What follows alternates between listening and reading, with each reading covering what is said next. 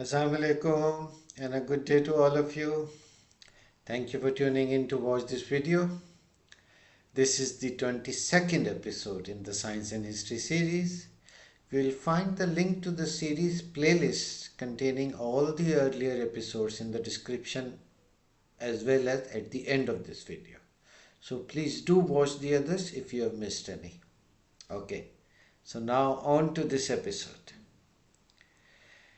We rarely think about air. We walk through it, we breathe it, we live our entire lives inside it.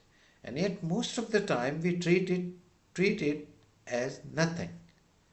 But air is not nothing. Just think, what if we are living at the bottom of a vast invisible ocean? Imagine a fish.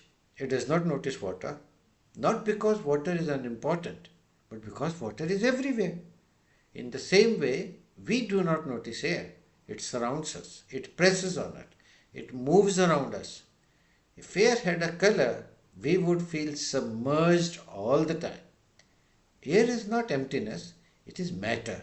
It occupies space, it has mass. Winds bend trees, storms reshape landscapes, airplanes ride on it. Nothing does not do these things. So, just like the ocean, just like ocean is not just water, air is also not just one thing. What we call air is actually a mixture of many types of molecules. Different molecules floating together forming an invisible sea. Let's meet the main ones. Most of the air around us is nitrogen. It is calm, stable, unreactive. Nitrogen does not help us breathe, but it makes breathing safe. Without it, oxygen would be too intense. Fire would be easier, reactions would be violent. Nitrogen is the quiet stabilizer, the background that keeps everything balanced. Then there is oxygen, of course. Oxygen is the gas we depend on the most. Every breath delivers it into our bodies. Every cell uses it to release energy. Oxygen does not create life, but it allows life to run. It also makes fire possible. The same gas that fuels life also fuels flames. Powerful, but carefully diluted. Then there are other gases too. Argon, for example. It does almost nothing. It's one of the noble gases, the inert gas. It simply exists. Its presence reminds us that air is not optimized for simplicity. It is the natural result of Earth's long history.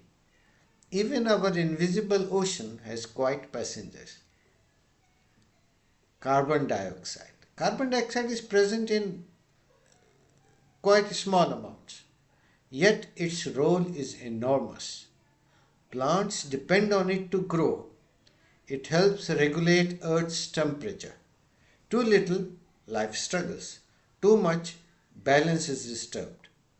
In nature, size does not determine importance.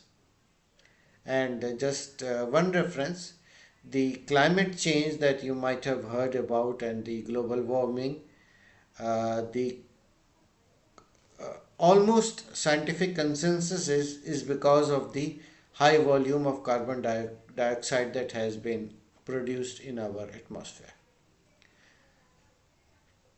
Then there is also water vapor, forming clouds, rain, and humidity. Dust, pollen, and other tiny particles drift through airs like plankton in the sea. This invisible ocean is not empty, it is crowded. And it is this invisible ocean which is called atmosphere, right? So all this air above us has weight. From the ground to the edge of space, the entire column of air presses down. On every square meter of earth, the force is enormous. And yet we don't feel crushed. Why? Because pressure inside our bodies pushes outward with equal force. We are balanced. Just like fish are balanced with water pressure, we are balanced with air pressure. We are creatures designed to live at the bottom of the air ocean. But this ocean has depth. As you go higher from the ground steadily, the atmosphere becomes thinner and thinner.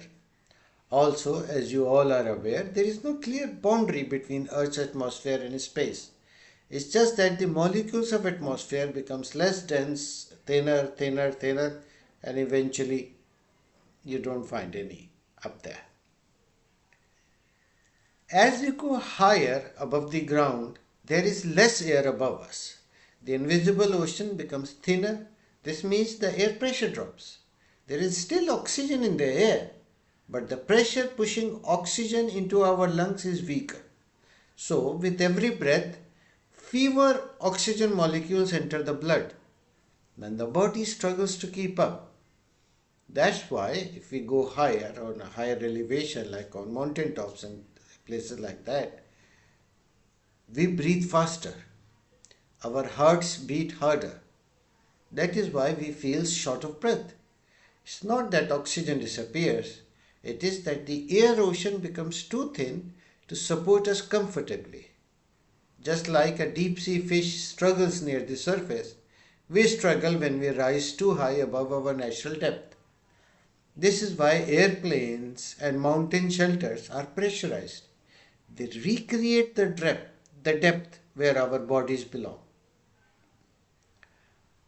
Okay, so now with some technical jargon, I'll try to keep it as simple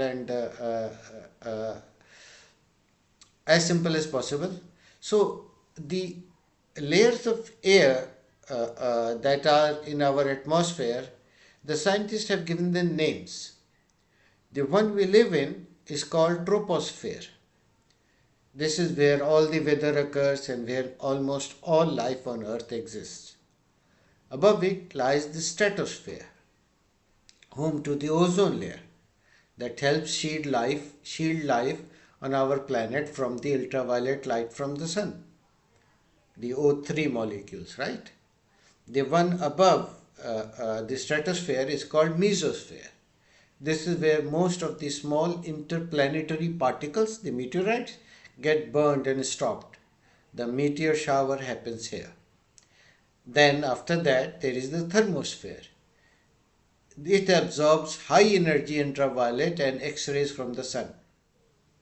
This is why we think the sun is good and gives life.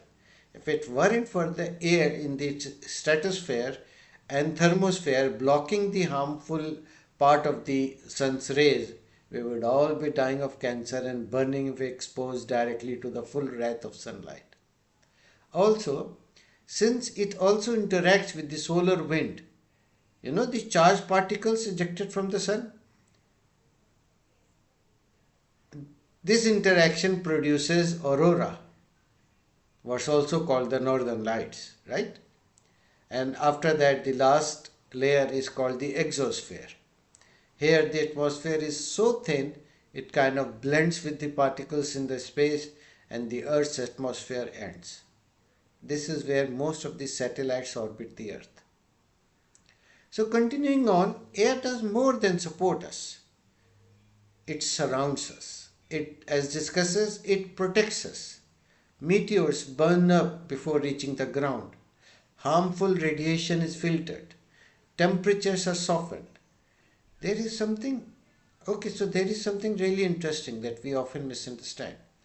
We don't actually feel heat directly from sunlight. Sunlight passes through the air and it warms the ground, the oceans, the buildings, the trees, the surfaces. These warm surfaces then release heat back into the air, and that is what we feel as warm. Without air, sunlight would still shine, but the warmth would not spread the way it does. The air ocean does not just protect life, it carries warmth through it. Without air, days would scorch, nights would freeze, sound would vanish, life would disappear. Our atmosphere is not just a layer of air, it is an active shield, it is our armor. Air is never still. Warm air rises, cool air sinks. This movement creates winds. slow breezes, and even violent storms. High above us, vast rivers of air flow throughout the planet. Weather is not chaos, it is the motion of our invisible ocean. Every breath we take connects us to this vast system. The oxygen we inhale was released by plants. The carbon dioxide we exhale will be used again. Air moves through us and we move through air. We do not merely live in this ocean, we exchange life with it every second. We stand on solid ground but live in a sea we cannot see. An ocean that presses on us, protects us, and keeps us alive. Air is not nothing. It is the invisible ocean we live in. So this completes this episode. Hope you learned something and enjoyed watching it. In case you haven't seen my earlier videos in the Science and History series, here is the link to the playlist containing all my previous videos, should you be interested. Please do remember to like, subscribe, and provide your feedback through the comments feature below. It really helps me understand how am I doing, and very importantly, what are the other interesting topics and subjects that you would like to see covered. So please don't hold back your thoughts and provide them in the comments. Thank you. And in the end, as always, thank you for watching. Stay curious and Allah Hafiz.